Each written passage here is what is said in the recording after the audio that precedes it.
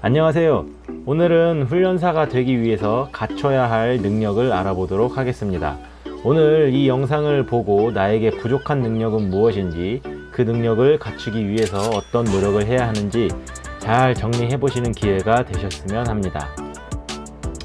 훈련사가 되기 위해서 가장 기본적으로 갖춰야 할 첫 번째 능력은 강아지 관리 능력입니다. 애견 훈련의 시작점에 서 있는 많은 분들께서 가장 먼저 배우고 싶어 하시는 것은 훈련 기술이겠죠. 짖을 때는 어떤 방법으로 멈추게 해야 하나요? 무는 강아지는 어떻게 대처해야 하나요? 그러나 어떤 훈련을 진행함에 앞서서 우리는 가장 먼저 강아지가 훈련을 진행할 수 있는 상태인지 컨디션을 확인할 수 있어야 합니다. 건강의 문제로 컨디션이 좋지 않을 수도 있고, 지내는 환경의 문제로 만성적인 스트레스에 노출이 되어 있을 수도 있고, 너무 배가 고프거나 너무 배가 불러 있을 수도 있습니다. 이렇게 강아지의 행동에 영향을 주는 현 상태를 파악할 수 있어야 하고, 그 판단을 토대로 훈련을 할 수 있는 최적의 컨디션을 유지하고 또 만들어낼 수 있는 능력은 훈련보다 더 중요한 기술입니다. 실제로 문제 행동으로 의뢰가 들어왔지만 주변 환경과 관리의 변화만으로 문제가 개선되기도 하며, 환경의 관리가 되지 않아 문제가 개선이 되지 않기도 합니다. 강아지가 언제 소변과 대변을 보는지, 또 어떻게 보는지, 어떤 게 이상이 있는 대소변인지, 어떤 질병에 어떤 증상이 나타나는지, 또 왜 질병에 걸리는지, 또 발톱과 귀는 어떻게 관리해야 하는지, 또 관리가 안 되었을 때 어떤 이상이 생기는지, 증상은 무엇인지, 공격적인 강아지와 예민한 강아지는 어떤 환경이 도움이 되는지, 소심한 강아지는 어떤 관리를 해야 하는지 등의 다양한 견종과 성격의 강아지의 건강, 활력, 컨디션을 관리하고 조절할 수 있는 능력을 기르기 위해 가장 먼저 노력을 해야 하는 것입니다. 훈련을 할 수 있는 컨디션을 만드는 건 가장 중요한 첫 단추인 셈입니다.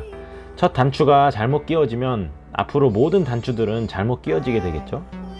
첫 단추를 끼우는 능력을 갖추었다면 다음으로 강아지의 훈련 기술에 대한 능력을 키울 단계입니다. 훈련의 분야는 비슷해 보이지만 각기 다른 여러 특징을 지니고 있습니다. TV를 통해 알려진 문제 행동을 교정하는 행동 교정 전문가, 강아지와 함께 스포츠를 즐기는 독 스포츠 전문가, 강아지가 가진 능력을 이용해서 목적성을 띤 훈련을 하는 특수 목적견 전문가, 바른 체형과 걸음걸이를 보여주는 핸들링 전문가 등으로 나눠볼 수 있는데요. 내가 어떤 분야의 목적을 가지고 있느냐에 따라서 배워야 할 분야가 나뉘게 됩니다. 배우고자 하는 시설을 선택하기 전에 내가 원하는 목표의 능력을 배울 수 있는 곳인지, 또 그곳에 계신 전문가분들이 나의 목표에 가까운 경험과 이력을 가지고 있는지 확인해야 그 능력을 성취하기 쉬울 거겠죠. 자, 강아지를 다루는 기술을 배웠다면 다음으로는 사람을 상대하는 기술을 배워야 합니다. 강아지를 관리하고 다루는 기술은 훈련사라고 하면 가장 기본적으로 갖춰야 할 기본 소양이 되겠죠.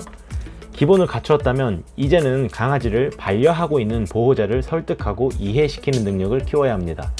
내가 무언가를 알고 있다는 것을 확인하려면 남에게 설명할 수 있어야 한다고 하죠.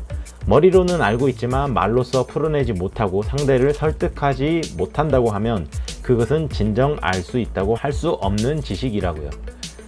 강아지가 왜 이런 행동을 하는지, 왜 이런 자극을 주는지, 왜 이런 훈련을 필요한지, 왜에 대한 질문에 답하는 능력, 그리고 왜라는 질문을 스스로 평소에 많이 하는 습관은 스스로를 성장하게 하는 습관입니다.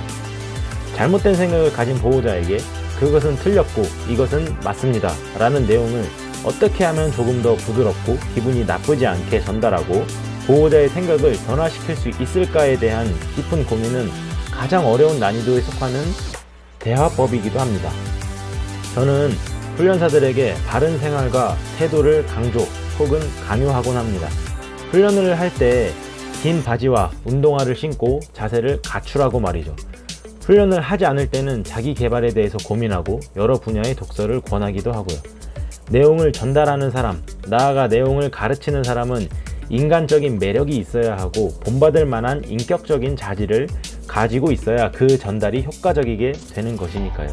전문적인 능력과 인간적인 성품 두 가지가 골고루 갖춰졌을 때 비로소 인정받는 훈련사가 될 수 있는 것이겠죠. 그렇다면 지금까지의 내용에서 더 나아가 또 필요로 하는 위치와 능력이 있을까요? 훈련사로서 능력을 갖춘 사람이라면 다른 훈련사들을 이끌고 성장시킬 수 있는 한 팀의 팀장 역할을 수행할 수 있는 능력을 키워야 합니다.